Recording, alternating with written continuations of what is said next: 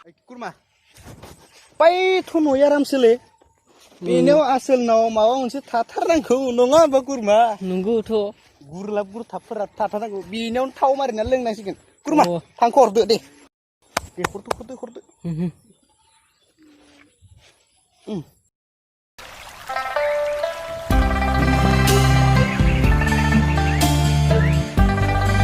बैसोरथ' साला आसोलफोरसोलै आंनाव थाइसेबो फैसा गैया बिसिनिफ्रायनो उथिनानै लोंनांसिगोन।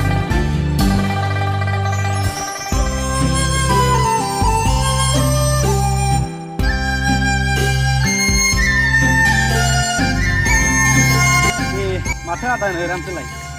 औलै आसोल बबेनिफ्राय फैखो दालाय गुवाहाटीनिफ्राय फैबायमोनलै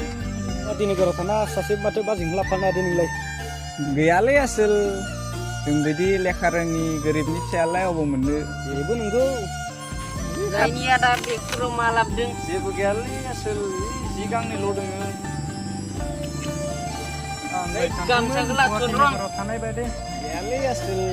गारि भारायाव थांबाय आरो ओजोंहाय थानायनि रुम भाराया बेयावबो थांबाय पकेटआनो नोंखौ नुहुरनानै एसेसो मोनदोंमोन नामा माथो बुंबावनो आसोल दा सालथि आंनावबोथ' जिर' बेलेन्सलै नोंनावलाय माब्रानो रां थायो दा थौदो नया रामादा बाखिखौनो मोनसै थौदो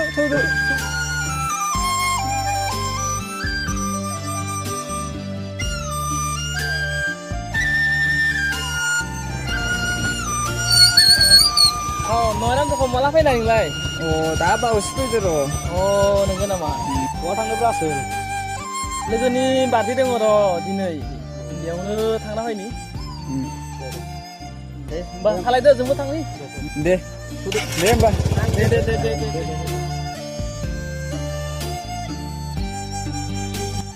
खामानि गैया बिफानि गारिखौ सालायनानै दिन थांसिगोन बिसोरो बादोलै आसोल बेफोरखौ थौदो लोंनोसै मा गोसो थांलै आसोल मा सालि रुलाय मा जाबाय थायो आंनि फालथुआनो हलं थलं ना गबाय थायोब्रा गामसाखौनो गान र' जारलासोंलै नोंदों थाब गानहाला दे गानदो माब्रै गानदो गानसै जाबायबो र' बेगावनो सोना लाखोदो बेगावनो सोदोब्रा सोदोब्रा इदिनला थौदो लोंसिखौ मारिबाय थायो नामा थौदो मारिदो होमबा मारिनोसैबालाय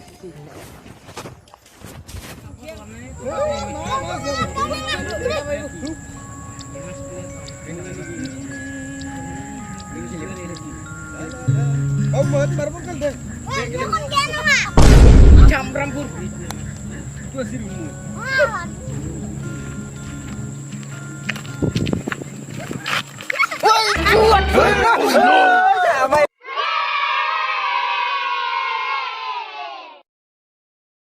Kuat kok overlay. जेबो जायालै जाला बे गानदो salah नो गेदेर उन्दै सिनायनो रोङालै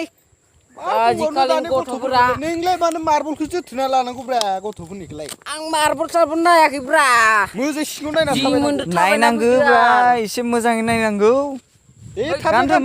माबार गोबाव जाबाय लोङि नांगौ थौ गाननोथ' हे मा फालतु मानसिब्रा नोंलाय थाबनो थौ नोंनो लायखौ हर जारलासोंलै नोंदों थौदो थांसै साला बे नावमोन टेबुलाफोरजों गाहामसा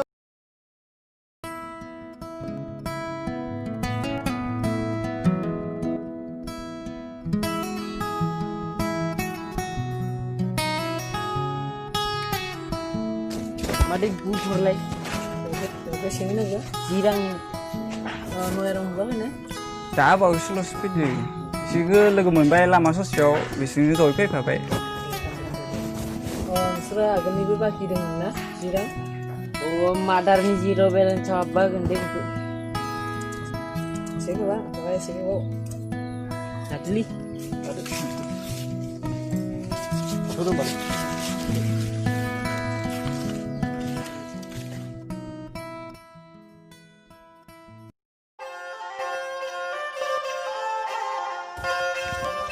आबै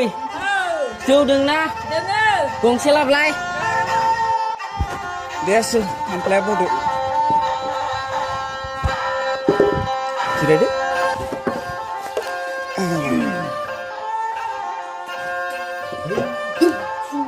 आइया आसोला माथो लोंनायावनो फैबाय नामालै दुरबलखाना मानसियानो बिदिजों जायो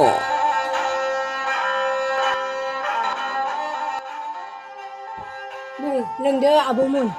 दे नोंसाले आगोल सिगांनिबो बाखि दोङो दे आले उनाव होसिगोन दे जमायैनो आबौआलाय अबाव आधार कार्ड बानायना थांदो नोंदौआ आंनियाबोथ' बनायनो नायाखै र' आधार कार्ड बानायनो थांबा पासबुक नांगौ पासबुक बानायनो थांबा आधार कार्ड नांगौ मा जालांजोबखो जेबोखौनो जाबाय मोनना आरो मोनला जुगा गैला हैद लुदोलै सबखौबो नांनाय जादों आसोलफोरा बाखिसो लोंग्रा नाङालै बे बेखार सेंग्रा नालाय अबावथो रां मोननो जयै थायो मोनबाथाय दाहायबो बैयाव बुट लानायाव बाखिसो लाना फैबाय दाबो आरो बैयावबो हैद लोंदोलै दे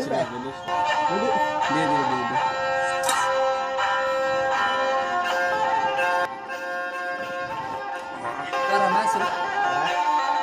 दे औ नोंथ' गुवाहाटियाव थाहैदोंमोनलै बे लकडाउनावलाय नों मा खामानि मावबाय दंमोनब्रा आसोल कम्पानियाव दङमोनलै आङो बे लकडाउन दिनखाय खामानियाबो मोजाङैनो जादिया बिदिनोथ' खामानि मावबाय थानायावथ' सानसेखालि एसे गांहाबनानै लोंनो नागिरनो थांबाय गथ' गथ'ना जाहैगारबायलै मोनसे मा जाखोब्रा बेयाव लामा ससेयाव पुलिसखौ लोगो मोनगारगारबाय लोगो मोननानै बिसोरो आंखौ बिखुङा गोजा जालायजासे दांना होबायलै जोंनियावबो गामियाव बेफोरबायदिनो लकडाउनावनो पुलिसफोरा होसो होसो मानसिफोरखौ मा मा खालामदोंथाय गामियाव ओंखारनाय खालामथारदों भाई नंगौलै आसोल जेरावबो बेबायदिनो दाना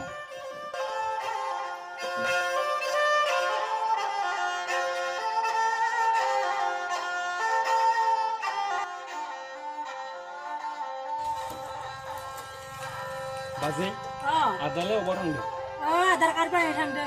एसे गामिनि मिटिं दंमोनलै गाबोन दा जोंहाय बाखोथा माथो नयरामसोलाय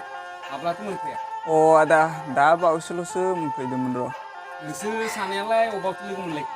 ओइ लामा ससेयाव लोगो मोनना जयै फैफाबाय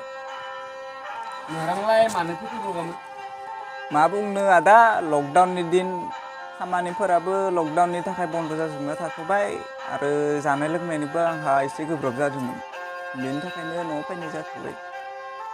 दाबायथो माथो खालामनो सानो न'आव फैबाय माने आरो मायबा मोनसेथ' खालामनांसिगोनानो फरायनायाबो मोजां जादिया साख्रि बाख्रि नागिरनोबो ओंलै आदा गोसोआनो जदियाबा दा फरायनायाव माथो खालामनो दा आरो नोंसोर सानैयाबोथ' खामानि दामानिखौबा मावनो रोंगोना रोङा सानफ्रोमबो लोंनाय जानायखौल' दे दिनै जालांबाय लोंबाय एसे लोंनायफोरखौ खमायदो जेरैसो लोंबाय थाथ'नाय दे आं थांसै दे खामानि गैया हालमाजि गामि फोसाबनाय खामानिखौ लादों बेसेखौलाय फोसाबनो हादों बेफोरखौ दोनथ'लै आसोल दा जों मोनसे मोजां खामानि मावनांगौमोन ना आदायालाय बेफोरखौ मा सिन्था खालामलाबायदोंब्रा जों मोनसे इउटुब चेनेल खुलिगोन ना बेजोंलाय मा जागोन जों सप्ता मोनसेयाव भिडिअ मोनसे आपल'ड होबाय थागोन ना हागोन नालै नुवाखै मालाय गुबुनफोरा इउटुब चेनेल खुलिना गावनि जिउखौनो खुंगासिनो बिदिबालाय जों मानो हाया जौआबो गैला न'आवनो थौदोब्रा थौदो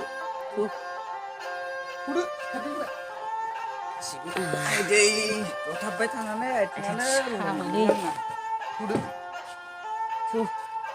थांसै आबौमोना अ थांसै दे गाबोन लांसिगोन दे थाबै दे माइरं बायनांगौ आंबो दे गाबोन होथारगोन दे